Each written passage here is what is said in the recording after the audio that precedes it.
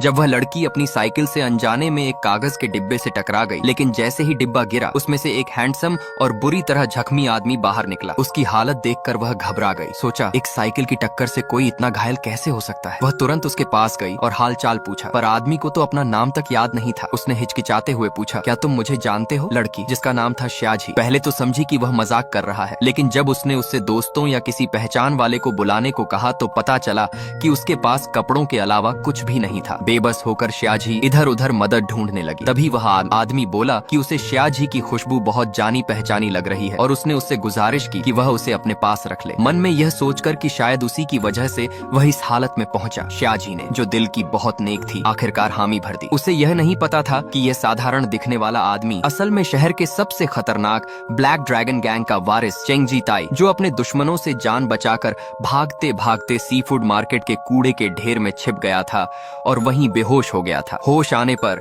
वह सब भूल चुका था। श्याजी ने उसकी जान बचाई और न जाने क्यों उसे देखते ही चेंगजी ताई को अजीब सा सुकून महसूस हुआ। सो वह उसके साथ घर आ गया। घर पर वह मदद करने की कोशिश करता, लेकिन जितना मदद करता उतना ही गड़बड़ हो जाता। यहाँ तक कि एक बार उसने कपड़े तक उतार दिए, जिससे श्याजी शर्मा कर भाग खड़ी हुई। जाते जाते उसकी नजर चेंगजी ताई की पीठ पर बने टैटू पर पड़ी। उसे कहीं देखा हुआ सा लगा, लेकिन याद नहीं आया। उसे भोला भाला इंसान मानकर श्याजी अपने मछली बेचने के काम में लग गई। लेकिन जब वह घर लौटी तो दरवाजे के बाहर खून फैला देख उसका दिल धक से रह गया। कमरे में झांक कर देखा तो चेंगजी ताई मछली काट रहा था। उसके तेज हाथ की इतनी तेजी देखकर उसने मजाक किया कि अगर वह कातिल होता तो बड़ा अच्छा होता, और चेंगजी ताई यह सुनकर मस्त होकर अपने बाइसेप्स दिखाने लगा। तभी ब्लैक ड्रैगन गैंग के कुछ गुंडे दुकान पर मैनेजमेंट फीस वसूलने आए गए, लेकिन श्याजी ने साफ मना कर दिया। उनमें से एक ने उसे कमजोर समझकर हाथ उठाया, मगर चेंगजी ताई ने बीच में आकर उसे रोक दिया। यह देख गुंडे ने बदला लेने की ठानी